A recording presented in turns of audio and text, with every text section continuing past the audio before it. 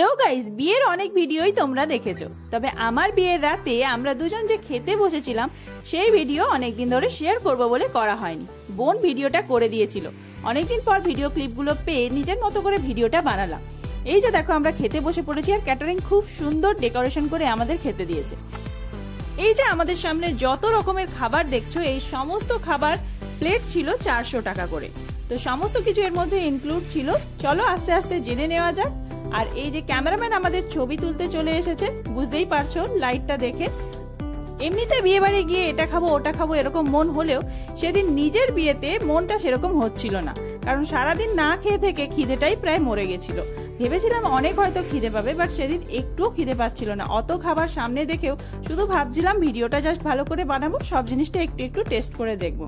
এই যে আমাদের ফটোশুট চলছিল, দুজন দুজনের দিকে তাকিয়ে একবার এদিক ওদিক করে। আরো সবাই ছিল, পিছনে বাবা রয়েছে, আরো অনেকে খেতে বসেছে।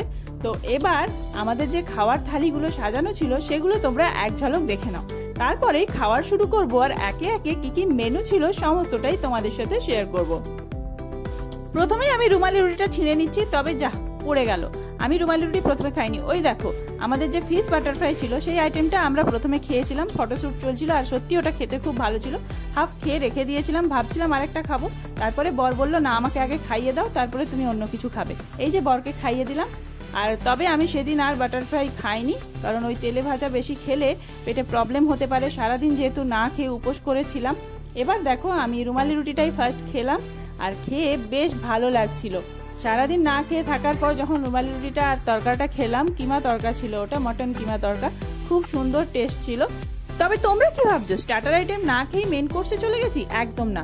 এই দেখো ফটোশুট করতে করতেই আমাদের ফিশ বাটারফ্রাই আমি ওকে খাওয়াচ্ছি, ও আমাকে খাওয়াচ্ছে, এই করতে করতে স্টার্টার আইটেম শেষ। তারপরে দেখো মেন কোর্সে ছিল ফ্রাইড রাইস। ফ্রাইড রাইসটা কাজু আর কিশমিশে একদম ভর্তি ছিল, ওয়াও খুব সুন্দর।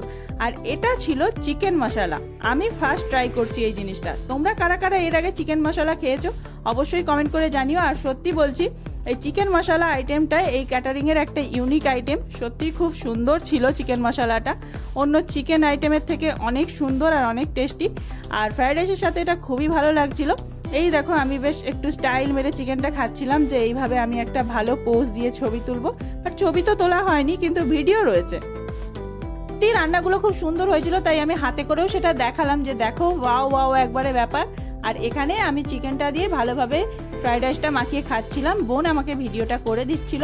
এবার আমি চিকেন দিয়ে ফ্রাইড রাইসটা শান্তি মতো খাই, আর তোমরা ততক্ষণ মেনুতে কি কি ছিল সমস্তটা দেখে নাও। এই ছিল আমাদের মেনু কার্ড। মেনু কার্ডটা বাড়িতে নিয়ে আসার পর ছবি তোলা হয়েছে বা ভিডিও করা হয়েছে, তাই জন্য একটু দাগ পড়ে গেছে। ছিল স্যালাড, ফিশ বাটারফ্রাই, রুমালি রুটি, কিমা তরকা, ফ্রাইড রাইস, চিকেন মশলা, যারা চিকেন খাবে না তাদের জন্য মাছ, চাটনি, পাঁপড়, সন্দেশ, কেশর ভোগ, আইসক্রিম, পান। এই যে কেশর ভোগটা এটাও খুব সুন্দর, আর ওই যে বাটারস্কচ সন্দেশ ওটাও ছিল খুব সুন্দর। এবার তোমরা ভাবছো তো এত ইউনিক ভাবে থালি ডেকোরেশন করে বর বউকে খেতে দিয়েছে, এটা কোন ক্যাটারিং? ক্যাটারিং এর নামটা হলো পিএসবি ক্যাটারার, কোলাঘাট। এর ফোন নাম্বার রয়েছে 9046860315, আরেকটি ফোন নাম্বার 7550993742। আমি মাছের মাথাটা খেয়ে নিই, তোমরা ততক্ষণ এই ক্যাটারিং এর সাথে যদি কন্ট্যাক্ট করা হয় কন্ট্যাক্ট করে নাও। সবাই বলে প্রথম দিন যেইভাবে মাছের মাথা খায় সারা জীবন নাকি মেয়েরা সেইভাবে বরের মাথা খায়। বরের মাথা খাবো নাকি জানি না, তবে মাছের মাথা খেতে আমি ভীষণ ভালোবাসি। আর সেই দিন সারাদিন উপোস করে থাকার কারণে আমি মাছের মাথাটা খেতে পারিনি, কারণ সেই দিন আমার সেরকম কিছুই খেতে ভালো লাগছিল না। সবই একটু একটু করে খাচ্ছিলাম আর ওকে খাইয়ে দিচ্ছিলাম। ও অন্যদিন কম খেলেও সেই দিন বেশ সবকিছুই খাচ্ছিল। ও শুধু মাছের মাথাটা খায়নি, মাছের মাথা না খেয়ে ও খেয়েছিল মাছের যেটা খাচ্ছিল মানে গাজরটা ও বললো আমি ওইটাই খাবো বলে তারপরে আমরা রেখে দিয়েছিলাম। এরপর আমি চলে এসেছি মিষ্টি খেতে, কেন সেদিনকে মিষ্টিটা খেতে খুব ভালো লাগছিল। সকাল থেকে মিষ্টিই খাওয়া চলছিল আমার, আর কিছু খাইনি যেহেতু সকাল থেকে। আর সাথে আইসক্রিম আর পানটা আমি ভালোভাবে সরিয়ে ডেকোরেট করে নিচ্ছিলাম, যে এই তিনটে আপাতত আমি খাবো, আর কিছু সেরম খাবো না। অন্য বিয়ে বাড়িতে তোমরা নিশ্চয়ই আমার ফুড ব্লগে দেখেছো আমি মিষ্টি সেরম খাই না, তবে এখানে এদের মিষ্টিটা নাকি খুবই সুন্দর, দাদা বলেছিল, তাই জন্য আমি মিষ্টিটা ট্রাই করে দেখলাম। এই চামচ করে মিষ্টি খাওয়া হয় না, হাতে করে খেতে হবে। এটা ছিল সেই কেশর ভোগ সত্যি টেস্টটা খুব সুন্দর ছিল। আমার আরো খেতে ইচ্ছা ছিল, বাট সেদিনকে একটু গা গুলিয়ে যাচ্ছিল সকাল থেকে না খেয়ে থাকার কারণে, তাই খেতে পারিনি। আর এই বাটারস্কচ সন্দেশ, এটা সত্যি অপূর্ব খেতে ছিল, জাস্ট মুখে লেগে থাকার মতো। এর সাথেই আমাদের যে স্টলগুলি ছিল সেগুলো হলো ফুচকা, চিকেন পকোড়া আর ভেজ পকোড়া। কোনোটাই আমি খেতে পারিনি, কারণ বিয়ে তো উপোস করেছিলাম তাই।